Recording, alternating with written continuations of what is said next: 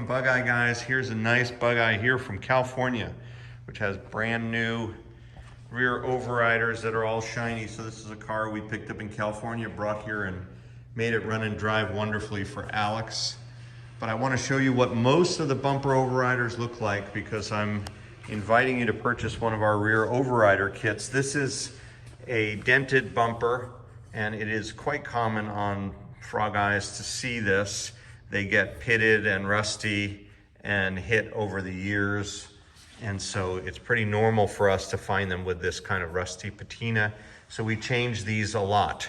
And while you're changing it, you want the brackets to look this way. This is a car here from Iowa, but it is in process. And he's got the bracket in the up A. You don't want this 180 out. You want it to look this way. That's factory.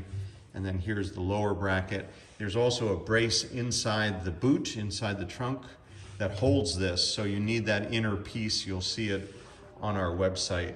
But there's lastly a rubber washer between the body and this upper bracket. And all that comes in our bumper kit. So if you're looking to refresh your car's cosmetics, this is a nice way to do it. The rear bumper overrider kit here that we have at Bug Eye Guys.